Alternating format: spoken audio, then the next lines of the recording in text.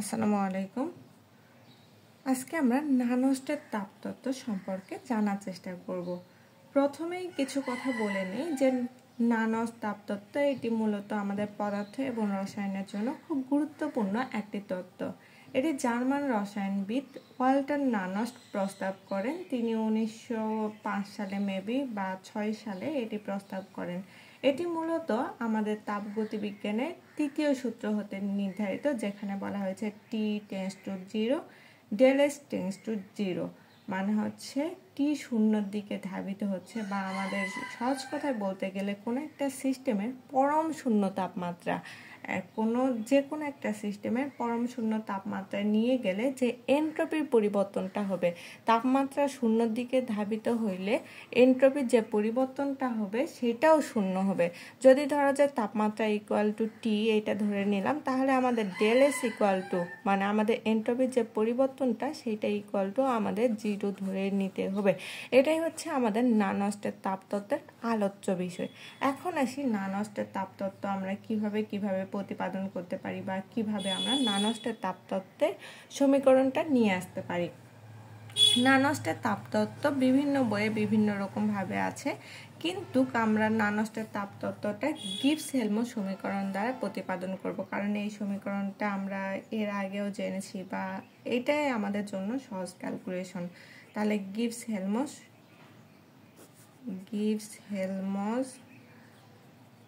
সমীকরণ হতে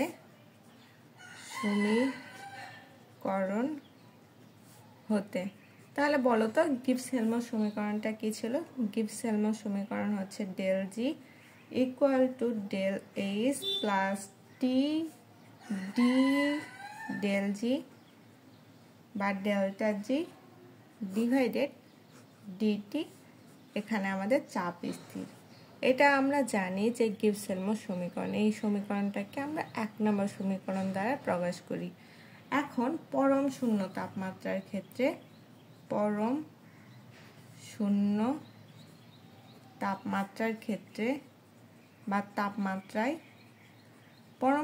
তাপমাত্রায় যখন আমাদের পরম শূন্য তাপমাত্রার কথাটা আসবে, তখন আমরা জেনে নিব যে টি টেন্স টু 0। এটার অর্থ কি? তাপমাত্রাটা টি দ্বারা তো আমরা তাপমাত্রা বুঝি, তাই না? তাপমাত্রা শূন্যর দিকে ধাবিত হচ্ছে বা শূন্যর খুব কাছাকাছি যাচ্ছে, তাহলে লিমিট টি টেন্স টু 0, এখানে আমাদের D delta G divided DT চাপ স্থির ইকুয়াল টু 0, এটা আমরা জানি। এটাকে আমরা 2 নম্বর সমীকরণ দ্বারা প্রকাশ করি। এখন আমরা লিখে ফেলি 1 ও 2 হতে, এখন দেখো তো 1 নম্বর সমীকরণে আমাদের কি ছিল? 1 নম্বর সমীকরণে আমাদের ছিল del G equal to del H plus T D del G delta G divided DT চাপ স্থির, এটা ছিল না? তাহলে আমাদের 2 নম্বর সমীকরণে এইটা ইকুয়াল টু 0 দেওয়া আছে। তাহলে মূলত আমাদের পাইলাম কি বলতো? আমাদের যেই সমীকরণটা দাঁড়াইলো সেটা হচ্ছে limit T tends to del G equal to del H plus 0। এটাই তো মূলত আমরা পাইলাম, তাই না?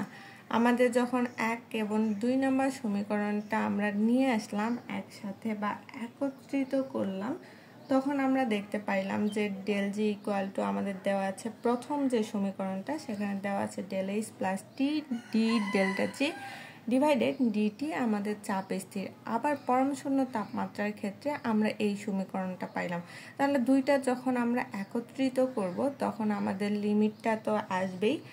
তারপরে আমরা যেটা দেখব সেটা হচ্ছে এইটা ইকুয়াল টু 0। তাহলে এইটা 0 জায়গাতে যদি বসে দেই, কারণ এটা তো পরম শূন্য তাপমাত্রার ক্ষেত্রে আমরা হিসাব করছি বা ক্যালকুলেশন করছি, সেহেতু আমাদের যখন এখানে আমরা লিখে ফেলতে পারি যে যখন টি টেন্স টু 0, এটা তো লেখা যায়, তাই না? তাহলে এই সমীকরণটা ইকুয়াল টু আমরা জেনে নিলাম যে T tends to 0 delta G বা del G equal to del H plus 0, এই মানটা 0। এখন বা অর্থাৎ অর্থাৎ লিমিট বা একটু limit t tends to 0 del g equal to del x। মূলত আমরা কি বুঝলাম এখান থেকে বলো তো? আমাদের একটা সূত্র ছিল del g বা মুক্ত শক্তির পরিবর্তন ইকুয়াল টু del s, মানে এনথালপির পরিবর্তন। মুক্ত শক্তির পরিবর্তন ইকুয়াল টু এনথালপির পরিবর্তন। এখানে আমরা দেখলাম যে আমাদের যখন তাপমাত্রাটা শূন্যের দিকে ধাবিত হচ্ছে সেক্ষেত্রে আমাদের del g equal to del s, এটা আমরা সর্বক্ষেত্রে প্রমাণ পাচ্ছি। তারপরে দেখো তাপমাত্রা পরম শূন্যের দিকে ধাবিত হলে আমাদের del g এবং del s পরস্পর সমান দেখতে পাইলাম। তাহলে এখানে লিখে ফেলি যে তাপমাত্রা শূন্যর দিকে ধাবিত হলে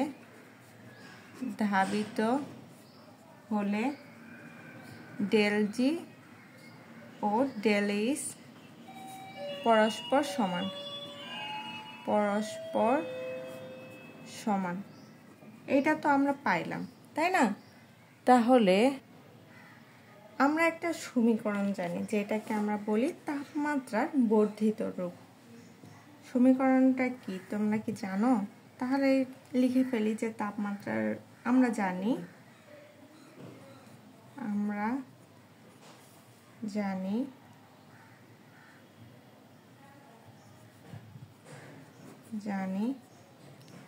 আমরা কি জানি বলো তো?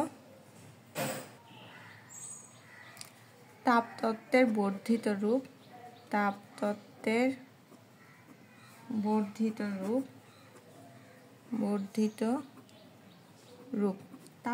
বর্ধিত রূপ একটা ছিল, সেটা আমাদের d ডেল্টা g বা del g ডিভাইডেড dt চাপ স্থির equal two minus del s। এটা দ্বারা আমাদের কি বোঝাচ্ছে বলতো? এই সমীকরণটা যে আমরা জানি এটাকে আমরা তাপতত্ত্বের বর্ধিত রূপ বললাম। কেন বললাম? আমাদের মূল যে সমীকরণ ছিল গিবস-হেলমহোল্টজ সমীকরণ, এইটা দেখো এখানে যদি আমরা del g এবং t অনুযায়ী ডিফারেন্সিয়েট করি তাহলেই কিন্তু এই সমীকরণটা, এই যে আমাদের যে সমীকরণটা পাইলাম এই সমীকরণটা পারবো। অর্থাৎ মূল সমীকরণের যদি আমরা পার্শিয়াল ডেরিভেটিভ রূপ করি যা আমাদের তাপতত্ত্বের বিশ্লেষণে সরাসরি ব্যবহৃত হয় সেটাকে আমরা তাপতত্ত্বের বর্ধিত রূপ বলি। এই যে এই সমীকরণটা আমাদের তাপতত্ত্বের বিশ্লেষণে সরাসরি ব্যবহারযোগ্য, এই জন্য আমরা এটাকে তাপতত্ত্বের বর্ধিত রূপ বলে থাকি। এখন এই সমীকরণটাকে আমরা 4 নম্বর সমীকরণ দিই। তাহলে এটা 4 নম্বর সমীকরণ। এখন আসি আমাদের 2 ও 4 হতে পাই। 2 ও 4 হতে পাই।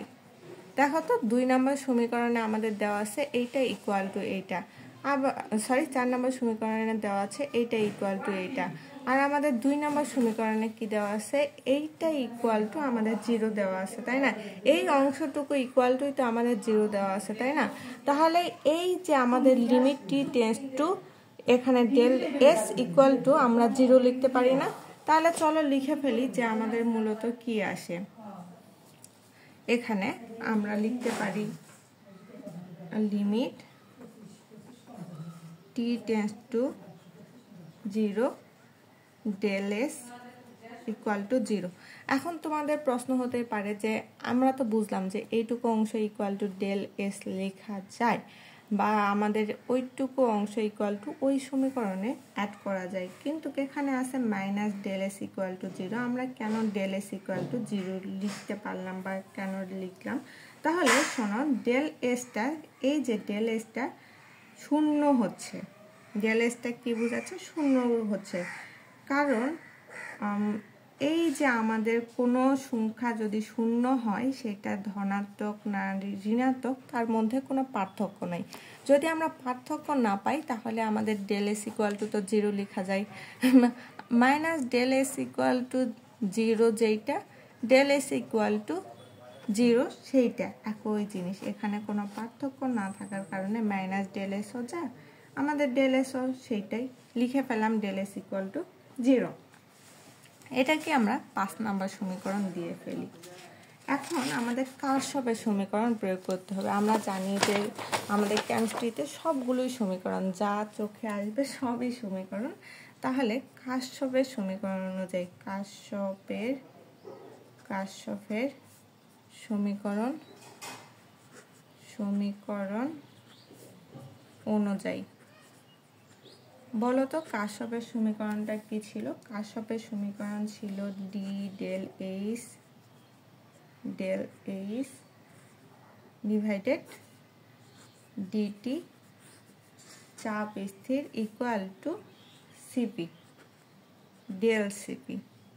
এটা আমরা জানি কারশফের সমীকরণ অনুযায়ী এই অংশ ইকুয়াল টু ডেল সিপি, এটা আমরা জানি। তাহলে এটাকে আমরা 6 নম্বর সমীকরণ দ্বারা চিহ্নিত করি।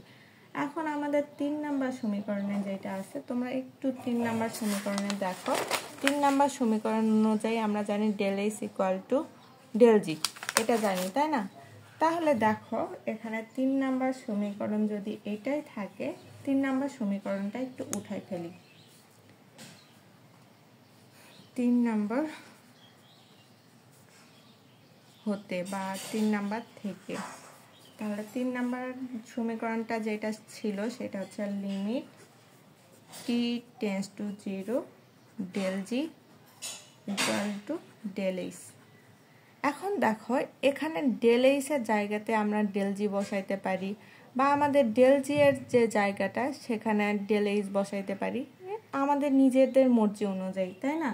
তাহলে এইটাই যদি হয় তাহলে এখানে আমরা কি লিখতে পারি বলো তো? লিমিট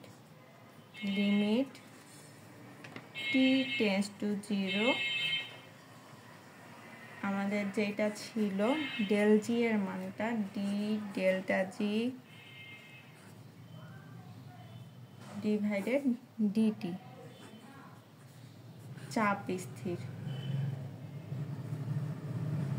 ইকুয়াল টু 0, বা এই ধরনের কোন একটা সমীকরণ ছিল, তোমাদের মনে আছে কিনা জানি না। তাহলে দেখো এইটাই যদি আমাদের সমীকরণটা হয়, ডেল জি এর জায়গাতে আমরা কি বসাইতে পারবো? ডেল এইচ বসাইতে পারবো।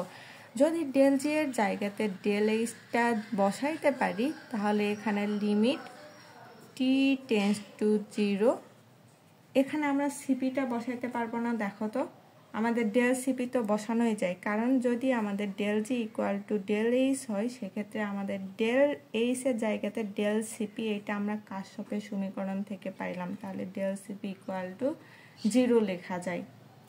যদি আমরা limit T tends to 0 del CP equal to 0 লিখতে পারি, তাহলে আমরা এখান থেকে কি বুঝতে পারছি বলতো? তাপমাত্রা পরম শূন্য দিকে ধাবিত হইলে এন্ট্রপির পরিবর্তন ও তাপ ধারণ পরিবর্তনের যে ক্ষমতাটা সেটা আমাদের 0 হবে। এইটাই আমাদের নানস্ট সমীকরণে বলা ছিল। দেখো আমাদের লিমিট টি টেন্ডস টু 0 মানে আমাদের কি বোঝাচ্ছে? শূন্যর দিকে ধাবিত হচ্ছে। তাহলে লিখে ফেলি তাপমাত্রা এখানে আমরা এটাকে 7 নম্বর সমীকরণ দ্বারা প্রকাশ করি। তাহলে 7 নম্বর হতে দেখা যায় যে এমন কিছু লিখবা যে তাপমাত্রা পরম শূন্যর দিকে ধাবিত হলে, পরম শূন্যর দিকে ধাবিত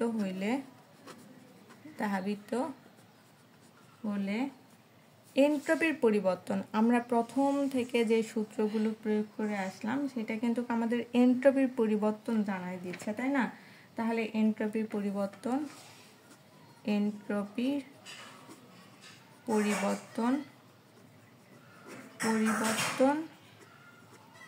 ও সিপি দ্বারা আমরা কি বুঝি? সিপি দ্বারা আমরা বুঝি না স্থির চাপে আমাদের মোলার তাপ ধারণ ক্ষমতা। তাহলে লিখি তাপ ধারণ ক্ষমতার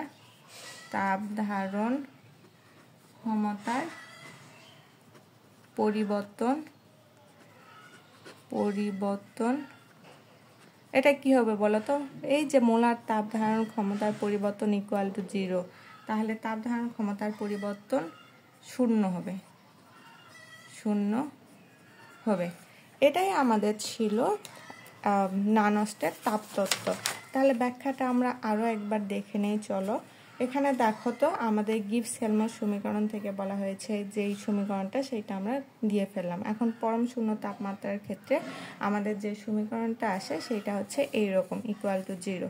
এখন যখন আমাদের টি টেন্স টু 0 চলে আসবে তখন আমরা লিখতে পারি যে ডেল এইচ ইকুয়াল টু 0 এইরকম, তাই না? তাহলে এখন তাপমাত্রা যখন শূন্য কাছাকাছি ধাবিত হচ্ছে তখন ডেল জি ও ডেল এইচ পরস্পর সমান। তারপরে দেখো আমরা জানি তাপতত্ত্বের বর্ধিত রূপ ইকুয়াল টু এইটা। যদি তাপতত্ত্বের বর্ধিত রূপ এটাই হয় তাহলে এটার পরিবর্তে এটা লেখা যায়, এটার পরিবর্তে এটা লিখলাম। তাহলে এনট্রপির পরিবর্তন যখন আমাদের তাপমাত্রা শূন্যর দিকে ধাবিত হচ্ছে এনট্রপির পরিবর্তনটা 0 হচ্ছে। এটা কিন্তু আমাদের নানস তাপতত্ত্বে ছিল।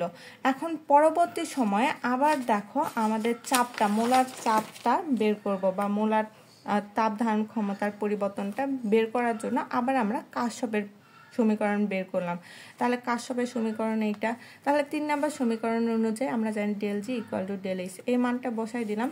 তাহলে আমরা পাইলাম মোলার তাপ ধারণ ক্ষমতার পরিবর্তন ইকুয়াল টু 0।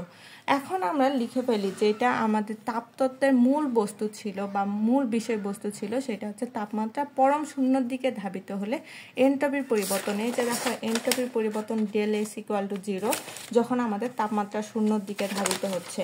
আবার T tends to 0 del CP equal to 0 ও তাপ ধারণ ক্ষমতার পরিবর্তন, এটা তাপ ধারণ ক্ষমতার পরিবর্তন ইকুয়াল টু 0 হবে। এটাই হচ্ছে আমাদের নানস তাপতত্ত্ব। আসসালামু আলাইকুম।